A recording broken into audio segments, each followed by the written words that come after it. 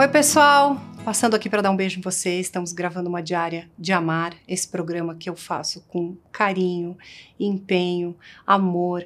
A gente dá voz a tantas e tantas famílias que querem e precisam ser ouvidas, precisam de ajuda. A gente vai contar uma história tão difícil agora de uma mãezinha que teve seu filho policial assassinado, uma história dura. E eu tô aqui no meu papel de acolhimento. Para que a gente continue fazendo esse trabalho, a gente precisa de apoio.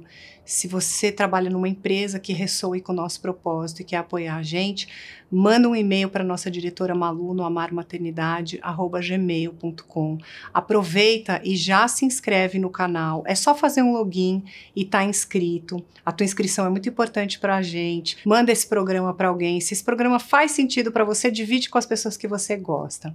Você não está sozinho, eu tô aqui com você. Espero que vocês gostem desse episódio. Interajam lá comigo no @MarianaKupfer. Tem bastidores, looks, chegada dos convidados. Tô te esperando. Beijo! Patrick era um jovem de luz, determinado, dedicado e sonhava grande. E nos ensinou sobre resiliência, amor e força. Sua jornada como filho único foi marcada por sonhos, conquistas e a busca de fazer a diferença no mundo. Hoje no Amar teremos uma conversa emocionante com Cláudia, a mãe do Patrick. Ela compartilhará sua jornada ao lado do filho, que seguiu uma trajetória corajosa desde a Faculdade de Educação Física até se tornar policial da rota em São Paulo, desafiando todas as expectativas. Após a trágica perda de Patrick, que foi assassinado aos 30 anos enquanto trabalhava como policial, Cláudia e sua família enfrentaram um luto profundo, mas encontraram forças para seguir em frente. Cláudia, obrigada por ter vindo até o programa. Obrigada, eu que sei agradeço. Que você adora o programa. Exatamente. Fico feliz de ter você conosco. Você e seu marido que está aqui hoje optaram por ter apenas um filho, Exato. O Patrick. Exatamente. Como é que foi essa experiência da maternidade para você desde o início? Foi muito boa, foi tudo muito planejado. Eu sou a filha mais velha de quatro filhos, então nós vemos de uma educação assim bem rígida, assim, namoro, noivado, casamento. Você é do Sul, né? Nós somos gaúchos de Santa Maria. E o meu esposo, ele é filho caçula de 12 irmãos. 12? Exato. Então, as dificuldades para uma mãe que tinha câncer e tinha que determinar, né, o que fazer, porque ela sabia que a doença dela era grave. Então, quando nós começamos a namorar, o Carlos já me falou da vontade dele de ter apenas um filho. Nós do interior nos preocupamos muito nesse sentido, né, para que os filhos não passem dificuldade, não sofram o que os pais sofreram, né, muitas vezes na infância. Então determinamos que nós teríamos um filho para que pudéssemos dar uma boa educação, uma boa escola, ter uma condição de vida melhor. Quando o Patrick tinha 9 anos, ele vivenciou a perda do avô materno, o seu pai. Exato. Que foi muito traumático, ele era muito ligado, né, nesse avô. Muito. Como é que esse acontecimento impactou a vida dele e a de vocês? Foi tudo muito de repente, né? Meu pai, até então, era um homem saudável, né? Tinha os cuidados, inclusive ele trabalhava na área da saúde. Na época fazia o curso de enfermagem e aí foi jogar futebol, e 18 de janeiro, era um sábado muito quente. E aí ele foi com o Patrick porque o meu esposo tinha que trabalhar, andavam sempre os três juntos. E naquele dia justamente o Carlos não podia, que ele tinha um trabalho para acabar e entregar. Então o meu pai levou só o Patrick. E aí meu pai estava jogando futebol e de repente infartou e caiu no meio do campo. E aí o Patrick presenciou tudo aquilo. Então e aí ele dizia: mãe, não deu tempo de chamar, e foi muita correria. Ele não entendia naquele dia o que estava acontecendo, né? Aí depois, quando caiu a ficha, é que nós fomos, né, explicando para ele. E ele é um menino muito inteligente, ele entende muito as coisas. Na realidade, ele nos deu muita força naquela época. E aí ele se tornou mais apegado com a minha mãe ainda, a avó dele. E aí eles não desgrudavam mesmo. Uhum. Bom, apesar desse episódio dolorido que marcou a infância dele, o Patrick sempre foi um jovem muito dedicado. Ele ingressou na Faculdade de Educação Física com 17 anos e depois no NPOR. NPOR, exatamente. E aí, como é que você acompanhou essas escolhas e o crescimento dele nesse período, Cláudia? O crescimento dele foi... nós estávamos sempre muito presentes. Ele tinha 2 casas, né? Dos meus pais e a nossa.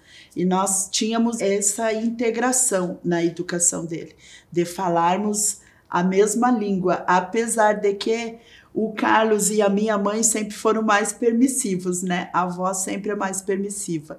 Eu sempre fui uma mãe que eu cobrei mais, eu era mais rígida nesse aspecto de escola, de compromissos, de horários, enfim. Mas nós acompanhávamos muito bem ele. Eu e a minha mãe trabalhávamos na escola onde ele começou a estudar.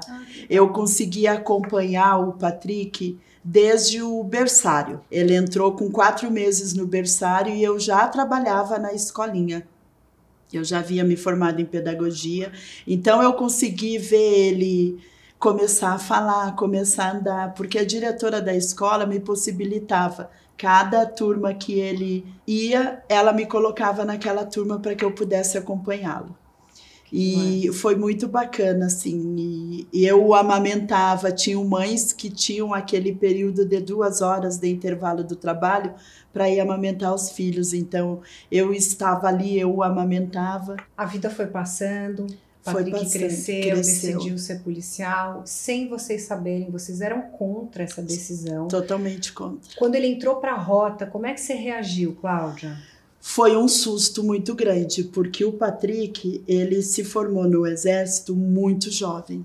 Ele passou tanto no NPOR quanto no concurso da ESA, a Escola de Sargentos do Exército. Então, para nós, na nossa concepção, ele estava encaminhado. Estava indo tudo muito bem, ele foi transferido para uma cidade de Quaraí, na divisa com o Paraguai, né, Carlos? E aí, para nós, nesse meio tempo, ele precisou ir para o Rio de Janeiro. Aí lá ele conheceu as Agulhas Negras, ele namorava uma menina que era sargento do Exército. E um domingo eles resolveram passear. Vamos conhecer São Paulo? Vamos. E aí, então, quando ele chegou em São Paulo, ele encontrou com policiais da rota. E eu acho que foi ali que ele se apaixonou e determinou o que ele queria. Para a vida dele. Né? A única que sabia dos planos dele de entrar na polícia de São Paulo foi a minha mãe. Eu e o meu marido, nós ficamos sabendo, nós morávamos em Porto Alegre, meu marido foi transferido de Santa Maria para Porto Alegre em função do trabalho dele, e aí um dia ele foi nos visitar. E aí foi quando ele falou: mãe, eu preciso contar uma coisa para vocês. Eu estou indo embora para São Paulo porque eu passei no concurso da polícia. Nossa. E eu preciso ir agora para...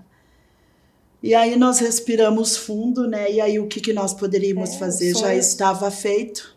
Os filhos têm sonhos que são às vezes diferentes dos nossos e do que esperamos para eles, né? E ele sempre foi muito determinado desde muito pequeno. Então não ia adiantar nós dizermos, tanto é que nós dizíamos, né, que preferíamos que ele não fosse policial. Eu acho que já era dele isso, assim, porque ele foi muito determinado. Aí ele nos contou como é que foi o concurso, as etapas, por tudo que ele passou, de não ter dinheiro para pagar a hospedagem, então ele dormia na rodoviária de São Paulo e pedia para os seguranças cuidarem da mochila dele para ele não ser assaltado. Aí ele levantava de manhã, tomava café e daí ia fazer as provas. E aí foi como nós ficamos sabendo. Daí eu disse para o Carlos, então, eu acho que, né, agora nós temos que apoiar, porque ele não vai voltar atrás, por mais que eu peça, apoiar e pedir a Deus que ilumine, que guie. Ele também viveu a realização de outro grande sonho, Cláudia, que é o da paternidade, Exato. Né? Como é que foi essa notícia da chegada do neto e como é que você acompanhou de perto esse novo capítulo da vida do Patrick? eu sempre conversava com ele através do WhatsApp, chamada de vídeos. Até então eu ainda não havia conhecido São Paulo. Nós estávamos nessa época já em Santa Catarina, já. Em Santa Catarina. Em Floripa, que o meu marido, né, viajava muito em função do trabalho dele.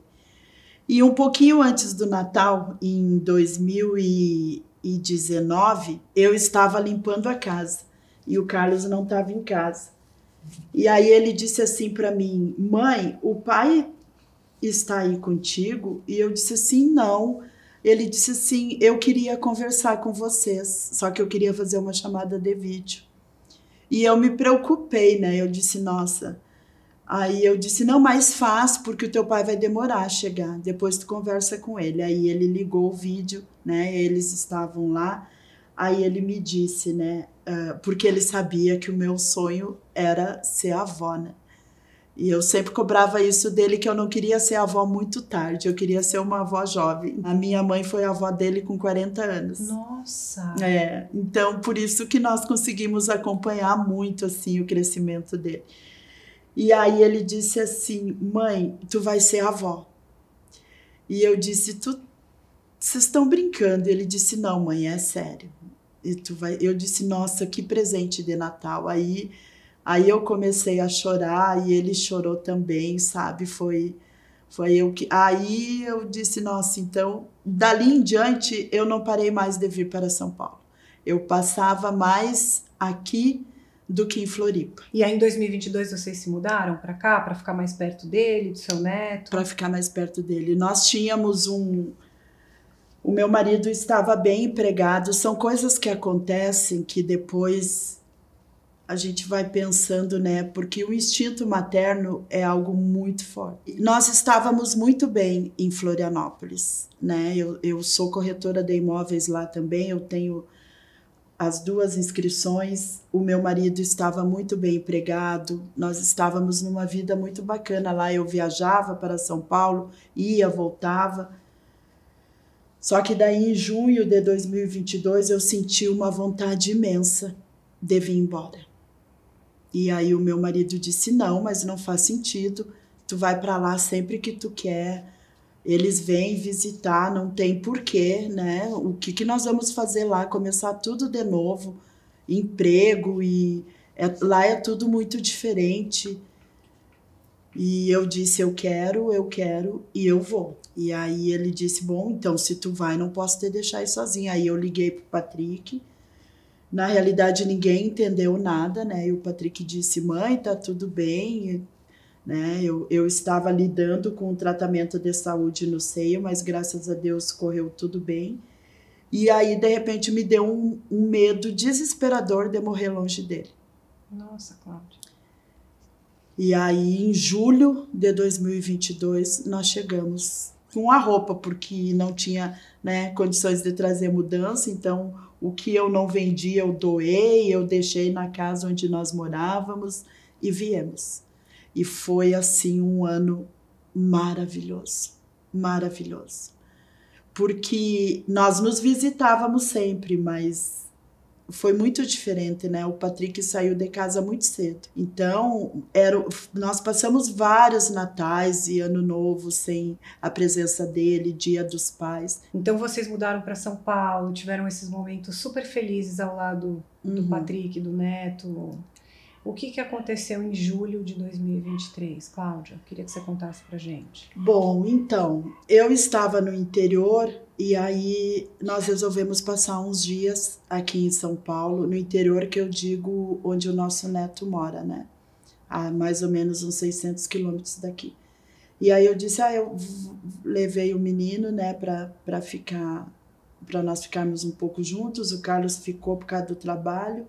E foram 10 dias, assim, maravilhosos, né? Nós passeamos, brincamos, conversamos. Foi tudo muito bacana, assim. Ele nos levou na rodoviária, na volta. Isso no dia 24 de julho. E aí eu voltei, e aí quando foi no dia 27 de noite, uma amiga nossa da família... Eu estava com meu neto E ela entrou e eu vi que ela estava com cara de choro. E aí eu perguntei o que tinha acontecido, me preocupei com os outros avós que viajam muito. Aí ela disse assim para mim, a Eduarda vai te ligar, a Eduarda é a mãe do meu neto. E aí o telefone tocou e ela me disse, Cláudia, eu preciso que tu seja forte. Mataram o Patrick. E eu não acreditei, porque o meu filho sempre dizia, eu posso morrer de qualquer coisa, mas nós fizemos operação no morro, eu já enfrentei muitos bandidos e nós estamos preparados para isso. Então eu imaginei que ele fosse morrer de qualquer outra coisa, menos... Sério, Cláudia? Você nunca teve medo que ele morresse na missão? Depois que ele entrou na rota, não. Não? Não. Tanto é que o comandante da rota disse que o meu filho quebrou uma estatística de 23 anos, que não morria um policial da rota assassinado. Ele foi assassinado por um bandido? Por um bandido.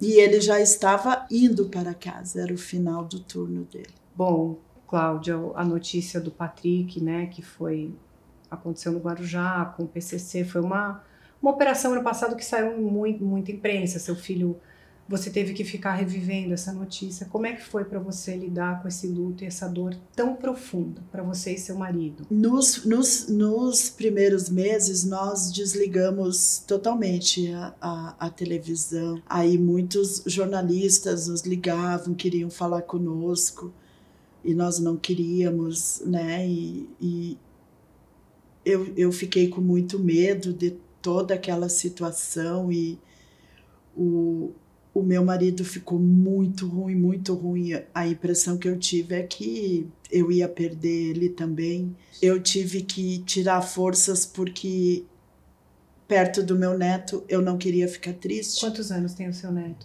Hoje ele tem 4, ele tinha 3 anos na época. Muito bebê, né? É, e ele não entendia, ele não entende. Então eu não queria que ele me visse triste. Então eu tinha que ser forte perto dele. E aí eu chegava em casa e o meu marido estava muito ruim. Então eu tinha que ser forte para cuidar do meu marido. O que você acha que tem ajudado você e o Carlos desse um ano para cá para seguir em frente e continuar a vida após essa perda, né? Irreparável. A única coisa que realmente me ajuda é o meu neto. Eu tenho certeza que se não fosse esse menino, eu não conseguiria. Vocês veem bastante ele? Bastante. E ontem o Carlos me disse uma coisa porque nós ficamos afastados de São Paulo um tempo. Então, voltar para São Paulo, para mim, é muito difícil. Porque quando nós fomos para o interior, né, eu vinha para cá, aí nós ficávamos com ele, e era ele que me orientava, né, no metrô, o Patrick. Onde eu tinha que ir. Então, eu não consigo passar pela Avenida Tiradentes, eu não consigo ver um policial na rua. Então, eu estou procurando continuar a minha terapia para que eu possa lidar com isso. Porque é bem provável que nós voltaremos para cá. Ou, se não, eu terei que ficar, né, nesse vai e volta novamente. Então eu preciso trabalhar isso. E ontem o meu marido me falou uma coisa que eu achei estranho e fiquei preocupada ao mesmo tempo, porque ele disse assim, bom, a partir de agora, depois do que aconteceu, porque antes nós tínhamos muitos planos para tudo, né? Nós sempre fomos muito companheiros. Amanhã nós completamos 32 anos de casados. Parabéns, Carlos. Parabéns. Então, Carlos. Todos os anos nós sempre tínhamos algum plano, né? E ele disse assim para mim ontem, a partir de agora, o que acontecer com a nossa vida, para mim, é indiferente, assim. Para mim, tanto faz. Eu vivo o dia, o que vai acontecer amanhã ou não me importa mais. Então isso é muito dolorido, porque tipo assim, acabaram, né, os sonhos dele. Eu tenho que seguir em frente por ele tem que seguir em frente por mim. Nós temos que seguir em frente pelo nosso neto. Mas seguir em frente e não olhar para trás é humanamente impossível. Não tem como. Não tem uma palavra ou nada que eu vá dizer que vá confortar você, porque essa perda ela é irreparável e ela não é uma lei da vida. Eu gostaria que, se você conseguisse, você deixasse um conselho, uma palavra de conforto para as famílias que estão assistindo a gente, que passaram uma situação semelhante à sua. Em primeiro lugar, a fé, ela é muito importante nesse momento. Às vezes as pessoas dizem assim, eu não sei de onde as pessoas que sofrem uma perda assim tiram forças, mas é de Deus, única e exclusivamente dele. Seguir em frente é primordial, porque existem outras pessoas, né, que te querem bem, que te amam. Existem pessoas que estão envolvidas como nós, né, nós temos a nossa família, nós temos o nosso neto. Independente de qualquer coisa, manter esse amor, esse elo com a pessoa que se foi, mas não esquecer também que as pessoas que estão ali torcendo por ti e te amparando e te dando forças também estão precisando que nós nos mantemos fortes, né? Com certeza. Então, que siga assim esse elo de ligação com todos, assim, porque só essa união é que vai conseguir dar força para todos, porque todos sofrem. Mãe, pai, avó, sobrinhos, primos, irmãos, tios, toda a família sofre. Qual você diria que foi a maior lição que a maternidade e a vida de avó te trouxeram? A maternidade me trouxe uma lição muito importante de que nós mães, nós achamos que tudo que nós queremos para os nossos filhos é o melhor para eles. Nós temos essa convicção e às vezes os ideais deles são outros completamente diferentes e eles querem ser felizes. Com certeza. Eles querem realizar os sonhos deles, que não são os nossos. Com toda a tragédia, com tudo que aconteceu, com toda a falta que ele faz, mas eu acho que era a morte que ele queria. Ele morreu realizando o sonho dele, que era proteger a sociedade, proteger as pessoas e ser um policial de honra. Cláudia, obrigada por ter vindo aqui expor sua dor, sua vulnerabilidade de uma forma tão linda e honrar a memória do Patrick. Carlos, obrigada. Desejo para vocês dois e para o netinho e para a família um caminho de muito, muito amor, de união, de felicidade, obrigada, de paz. Que Mariana. vocês possam fazer mais 30 anos de casados, juntos e felizes, se respeitando, se amando, se ajudando, se cuidando. Tenho certeza que seu filho tem o maior orgulho dos pais que ele tem e que vocês foram os melhores pais do mundo e agora vocês são os melhores avós do mundo. E nós temos muito orgulho dele. Ele foi o melhor filho do mundo. Eu tenho certeza. Obrigada, Cláudia. Nós é que agradecemos, Mariana.